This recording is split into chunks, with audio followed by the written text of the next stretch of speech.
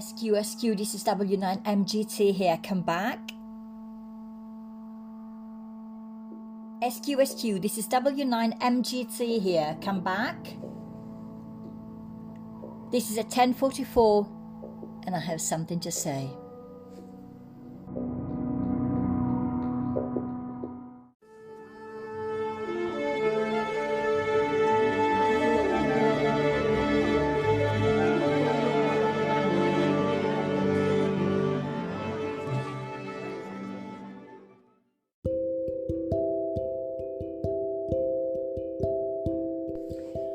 Happy Friday again, Friday the 8th of March today, International Women's Day or Day of the International Women. I'm angry today, I'm frustrated. I've come from a good week of, I wouldn't call it depression, but it was like being stranded as an otter on a sofa and doing not much and questioning everything. And by reaction, I got angry. I got progressively angry. And what I would like to tell you today is a story, which is a true story. So I don't know how old I was, but I remember going on a trip with my granddad.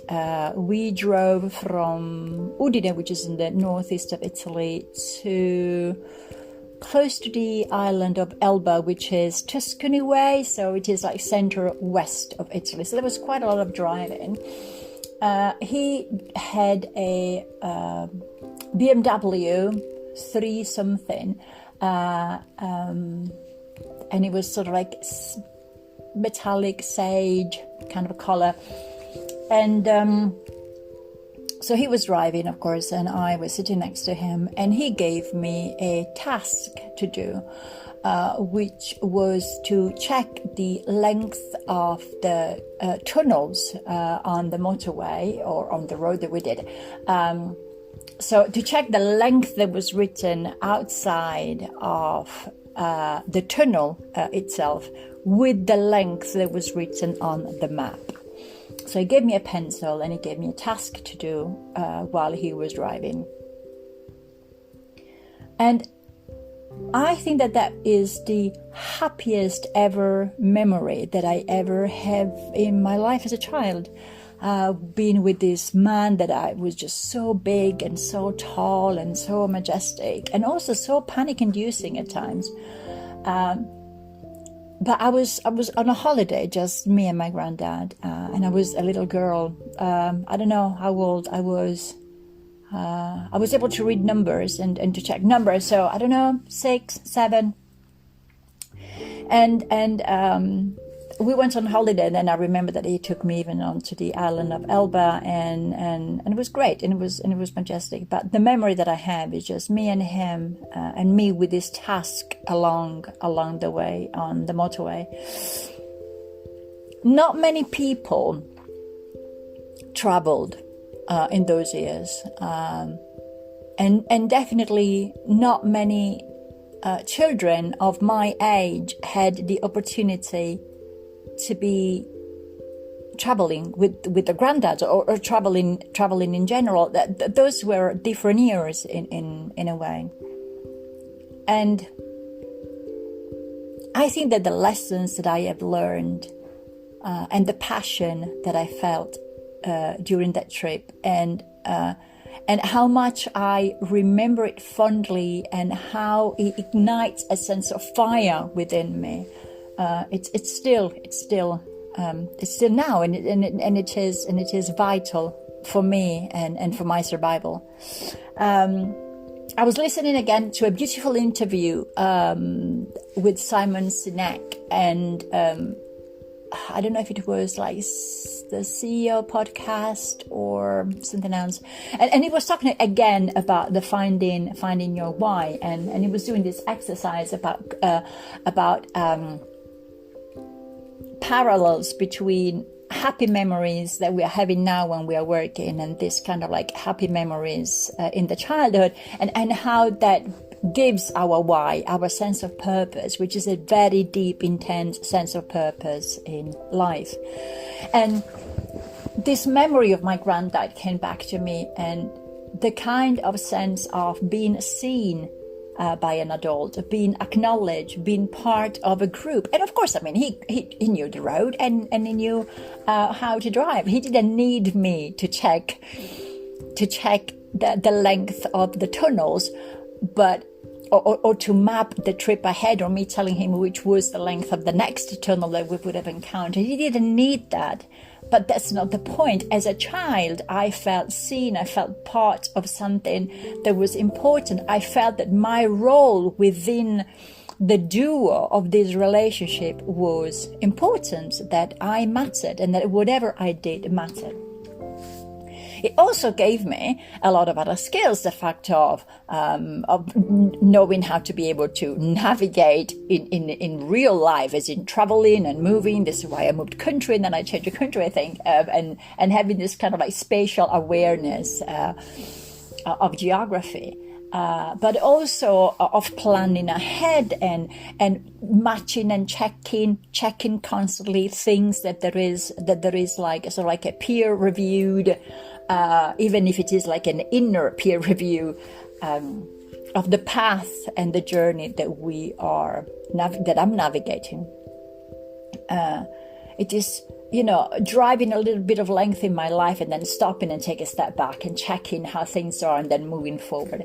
Those are all lessons that I think I've learned traveling from Udine to Montecatini that day with my granddad, being precise and check things and making sure that things are done in a certain quote unquote proper way.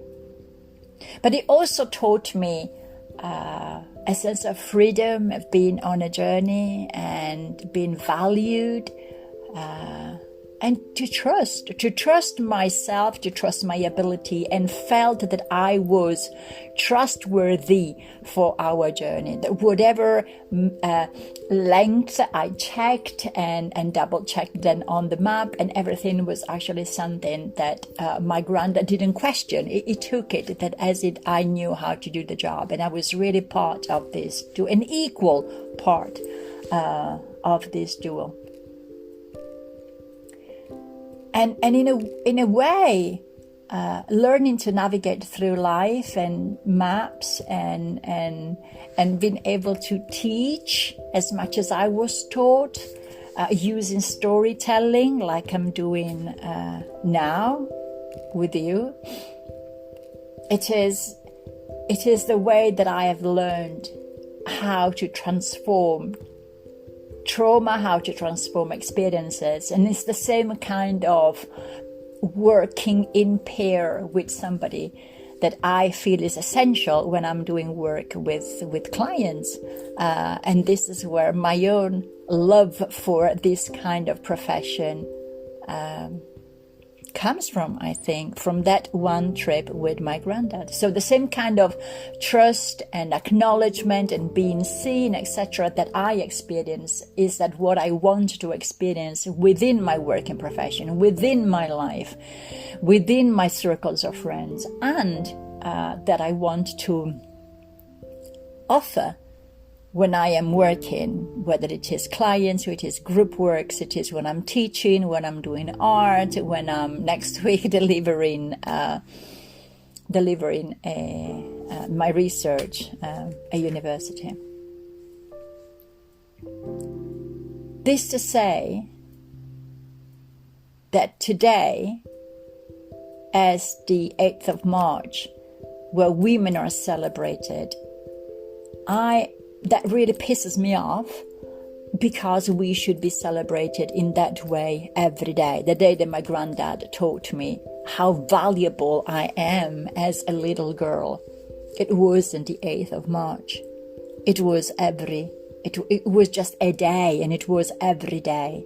And as I said, traveling in those years wasn't something that was normal, especially among my circles of fellow students and school friends that I had at the time, because those were different years, and because the area where I lived It wasn't probably as wealthy or as prone to traveling as my grandparents, especially my granddad, was. I mean, he took me from this little trip, and then it took me to Milan, it took me to Singapore, it took me to Bangkok, it took me to Athens, it took me to Istanbul, it took me to Barcelona, and it was just always me and him.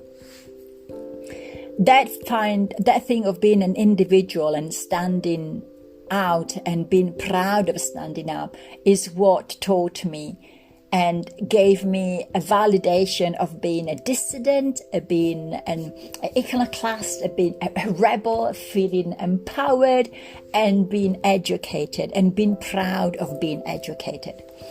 And I think that those are the things that actually those are the things that if I don't live by on a somehow day-to-day basis, it's what makes me feeling very, very lonely, very existentially and excruciatingly lonely.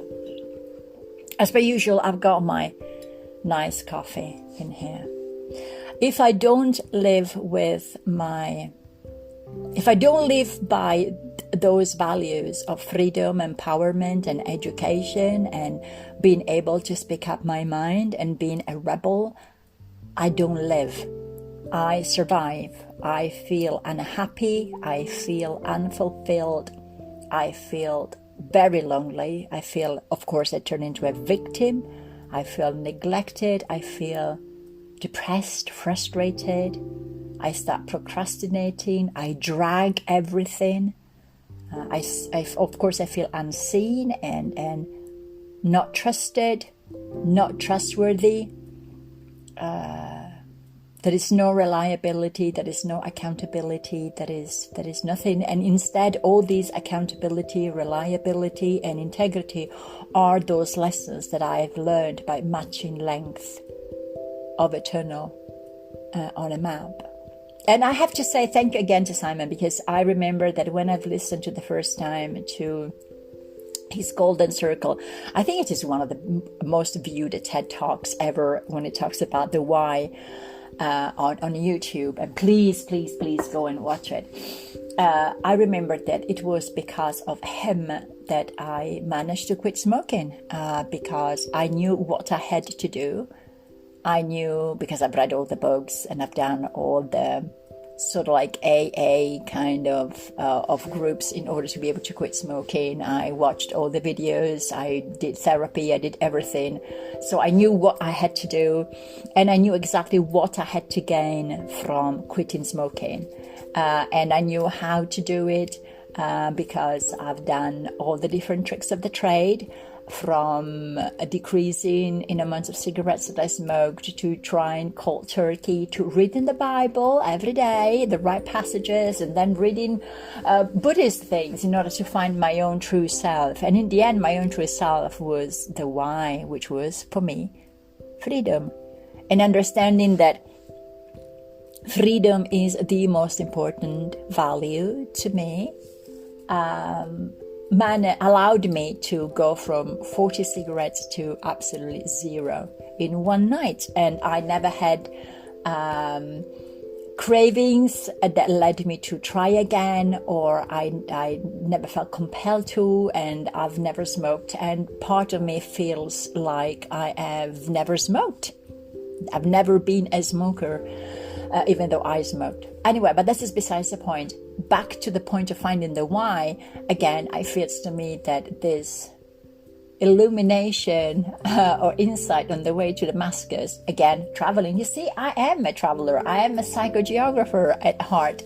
And if I do, and the frustration that I find now, and what made me really sad this last week is, and I felt, that's always my faithful journal here next to me.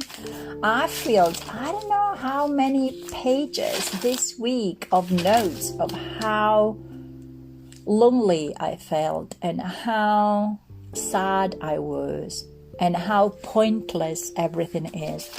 Because even though I feel this within myself, there is a part of me that still hasn't found her tribe and still hasn't found a consistent job that allows me to be who I am. Because sometimes I feel that I compromise with myself and I find the easy way out in order to get money, in order to pay the bills, in order to pay my mortgage, instead of actually saying, well, you know what, fuck it, this is not who I am. And instead I am the little girl who checks everything, who thinks about education, who wants to empower women with education, who thinks that reading books is paramount, or learning new tricks is paramount, and new trades, and trying new tools, and manipulating matter is important, existential experience is important, experiential experience is important, phenomenological response to subjective personal experiential experience is vital in order to be able to navigate through life. And I felt really lonely this week because there is a part of me that is still blocked in being able to translate this idea that I have into a practical, transmitting, valuable set of skills that I can then transmit. That's my legacy. I'm 56. I've got no children. So who do I leave, and how do I leave this wealth of knowledge that I have?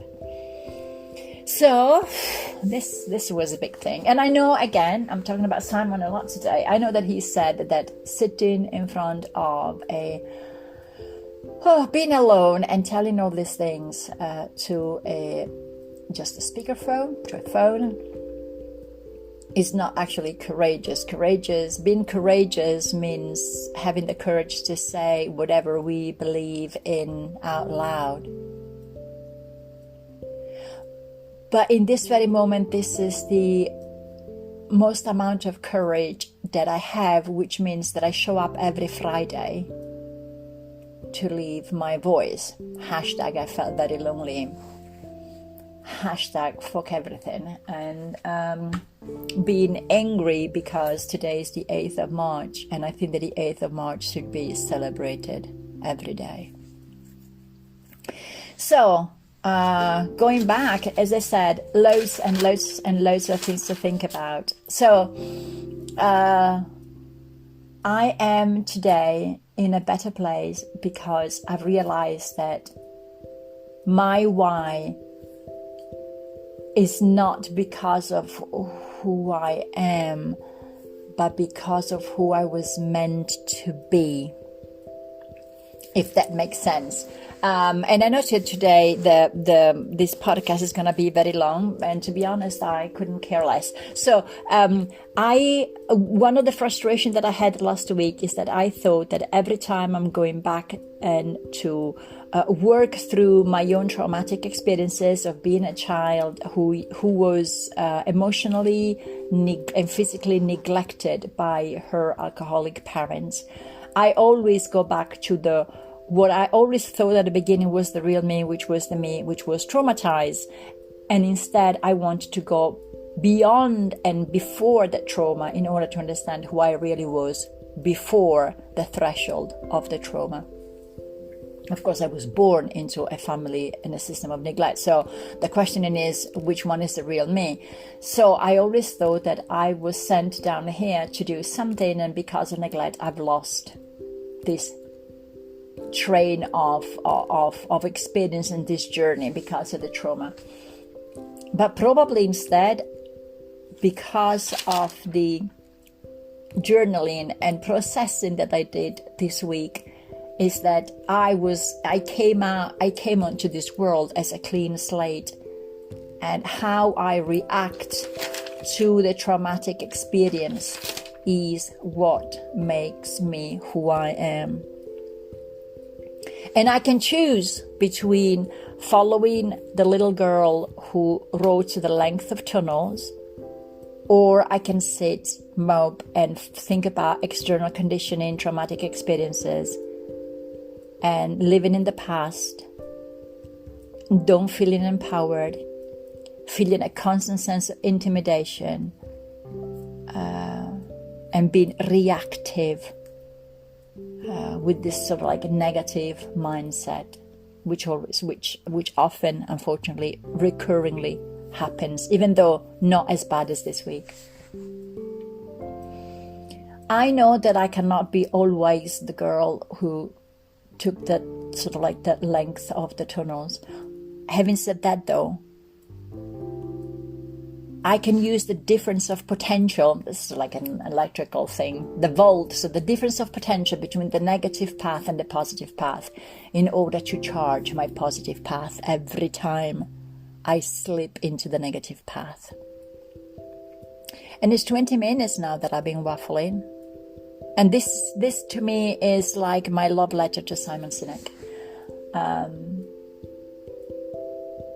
Because I think that his vulnerability and his ability to teach and being educational and to inspire, even though he might not have inspired as much as, I don't know. What I'm saying is that his job is done in this world because he saved one person. And this is the same thing that I think about the job that I am about to do and that I want to do. Because if I help only one person, I'm okay. And if that person is me, I'm okay too. I'll leave you with this, and I shall see you next Friday. Ciao!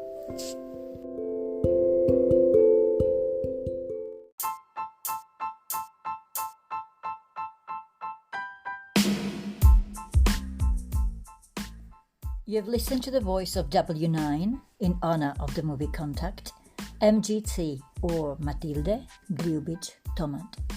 I'm mainly a researcher, an artist, a writer, and an existential psychotherapist based in the UK. You might want to check my website at matildetomat.com. That is matildetomat.com, and my Instagram account. This was W9MGT here, over and out.